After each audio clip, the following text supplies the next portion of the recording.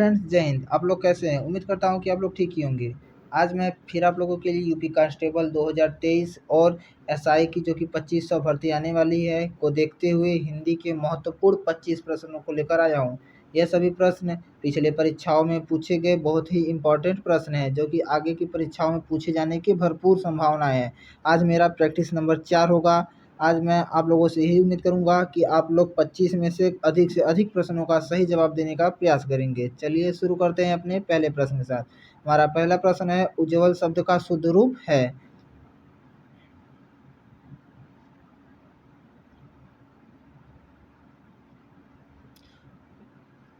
तो इसका सही जवाब हो जाएगा ऑप्शन नंबर सी, उज्ज्वल। हमारा अगला प्रश्न होगा, हिंदी की उत्पत्ति किस भाषा से हुई है? लौकिक संस्कृत, वैदिक संस्कृत, सौरसैनी अपभ्रंश या मगधी से?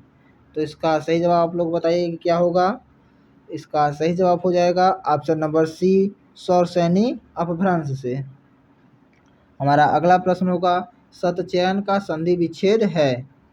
सत प्लस चयन, सत धन चयन, सद प्लस चयन या सम प्लस चयन? आप लोग इसका सही जवाब बताइए। तो इसका सही जवाब हो जाएगा ऑप्शन नंबर ए, सत प्लस चयन। हमारा अगला प्रश्न होगा, अंधेर नगरी चौपट राजा नाटक किसने लिखा? आपको बताना है अंधेर नगरी चौपट राजा नाटक किसने लिखा? मुंशी प्रेमचंद्र, गोवर्धन नारायण त्रिपाठी, भारतेंदु हरिश्चंद्र या फकीर मोहन सेनापति? तो इसका सही जवाब हो जाएगा option number C, Bharatendu Harishchandra. हमारा अगला प्रश्न हो जाएगा, हिंदी साहित्य का आधुनिक काल कब से प्रारंभ माना जाता है? 1999, 1850, 1951 या 1752 से?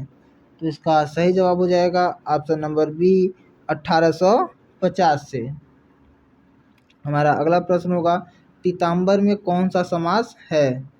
दोस्तों, आपको बताना है कि पीताम्बर में कौन सा समास होगा। बहुब्रीहि समास, द्वंद्व समास, तत्पुरुष समास या अव्ययी भाव समास? तो इसका सही आंसर हो जाएगा ऑप्शन नंबर ए, बहुब्रीहि समास। पीताम्बर को हम दो प्रकार से खंड कर सकते हैं। एक, पीला है जो अंबर, पीला है जो अंबर। जब इस प्रकार से खंड करेंगे तो यह कर्मधारय समास हो जाएगा, कर्मधारय समास। और जब हम पीताम्बर को लिखेंगे, पीत है जो अंबर, पीला है जो वस्त्र, पीला है जिसका वस्त्र, तब जिसका वस्त्र यानी कि श्री कृष्ण। कौन? कृष्ण भगवान। तो जब यहाँ पर इस प्रकार से खंड करेंगे तो इसका बहुब्रीहि समास हो जाएगा। चलिए देखते हैं अगले प्रश्न की तरफ। पंचवटी में कौन सा समास है?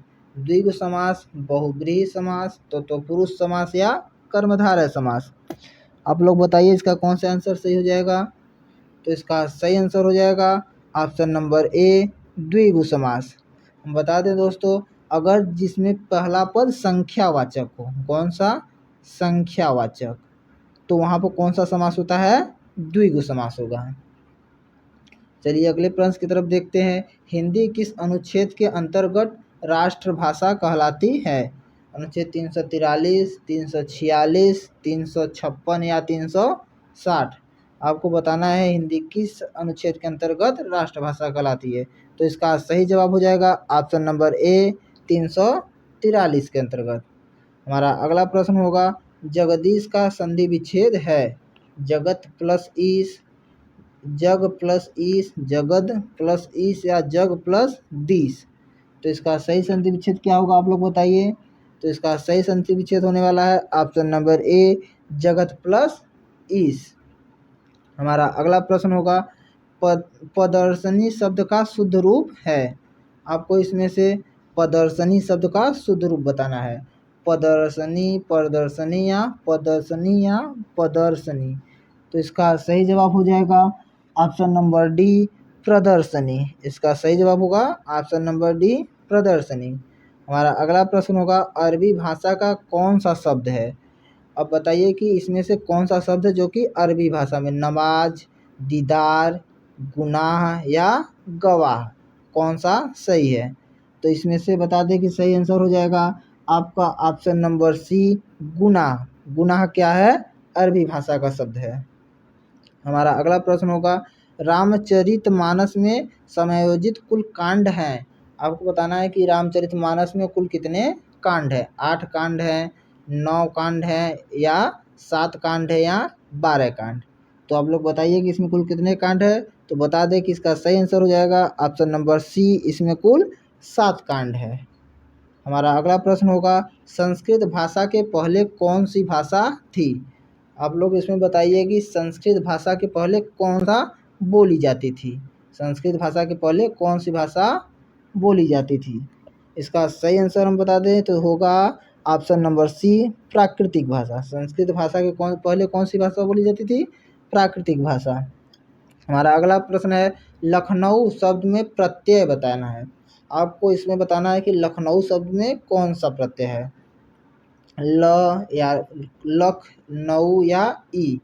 तो सही आंसर होगा इसका ऑप्शन नंबर डी, इसमें ई प्रत्यय है। दोस्तों बता दें कि लखनऊ को हम इस प्रकार से इसमें लिखेंगे लखनवी, क्या, ल ख न वी, यहाँ जो इसको अलग से तोड़ेंगे लखनवी, तो लखनवी में कौन सा प्रत्यय हो गया, ई प्रत्यय। और इसी प्रकार से है पंजाब, पंजाब, तो पंजाब में कौन सा प्रत्यय है, इसमें भी कौन सा प्रत्यय होगा, ई प्रत्यय होगा, क्योंकि पंजाब में हम बी लगा देंगे, लास्ट में क्या लगाएंगे, पंजाबी। तो इस प्रकार से हम प्रत्यय का पता कर सकते हैं कैसे, ई प्रत्यय एक तद्धित प्रत्यय है। चलिए अगला क्वेश्चन देखते हैं, मुसीबत में आटा गीला करना मुहावरे का अर्थ है। आपको बताना है मुसीबत में आटा गीला करना मुहावरे का क्या अर्थ होगा। तो इसका सही जवाब आप लोग बताइए जल्दी से। तो इसका सही जवाब हो जाएगा ऑप्शन नंबर डी, व्यर्थ काम करना। चलिए अगला प्रश्न देखते हैं, निम्नलिखित में से कौन सा तत्सम शब्द है। आपको बताना है इसमें से कौन सा तत्सम शब्द है। आप लोग बताइए इसमें से कौन सा तत्सम शब्द है। तो इसका सही जवाब हो जाएगा ऑप्शन नंबर ए, आम्र। आम्र क्या है, इसमें तत्सम शब्द है। हमारा अगला प्रश्न होगा, दानवीर में कौन सा समास है। आपको बताइए दानवीर में कौन सा समास है, बहुब्रीहि समास, अव्ययी भाव समास, द्वंद्व समास, या तत्वपुरुष समास। तो इसका सही जवाब हो जाएगा ऑप्शन नंबर डी, तत्वपुरुष समास। हमारा अगला प्रश्न होगा, चुनाव में नेता लोग पानी की तरह रुपया बहाते हैं, इस वाक्य में पानी किसका, पानी का क्या अर्थ है। पानी का क्या अर्थ है आप लोग बताइए, लोग, व्यर्थ, प्रतिष्ठा, या लज्जा। दोस्तों यह सभी प्रश्न पीछे भी परीक्षाओं में पूछे गए, काफ़ी इंपॉर्टेंट है, आप इसे लिखते चलिएगा ना। तो इसका सही जवाब हो जाएगा ऑप्शन नंबर बी, व्यर्थ। पानी का क्या अर्थ हो जाएगा, व्यर्थ। हमारा अगला प्रश्न होगा, कल्पना का विपरीत शब्द कौन सा है, यथार्थ, असली, सही, या वास्तविक। आपको बताना है कि कल्पना का विपरीत शब्द कौन सा है। तो इसका सही जवाब हो जाएगा ऑप्शन नंबर ए, यथार्थ। हमारा अगला प्रश्न होगा, निम्नलिखित में कौन सा शब्द पुल्लिंग है। आपको बताना है इसमें कौन सा शब्द पुल्लिंग है, आय, आँख, आदत, या आलस्य। तो इसका सही जवाब होने वाला है ऑप्शन नंबर डी, आलस्य। दोस्तों हम पुल्लिंग का पता इस प्रकार से लगा सकते हैं, जैसे आय में देखते हैं तो आय को क्या बोलेंगे, मेरी आय। मेरी क्या है, मेरी है स्त्रीलिंग, क्या है, स्त्रीलिंग। तो आय क्या हो गई, स्त्रीलिंग हुई।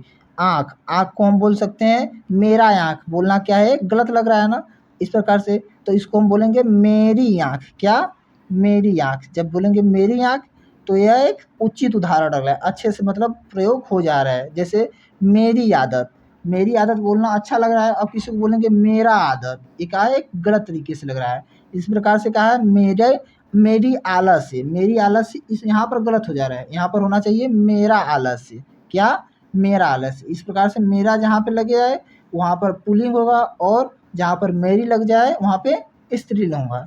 चलिए देखते हैं अगले प्रश्न की तरफ, रिक्शा किस भाषा का शब्द है, चीनी, रूसी, जापानी, या जर्मनी। आप लोग सही से बताइए इसका कौन से किस भाषा का शब्द होगा रिक्शा।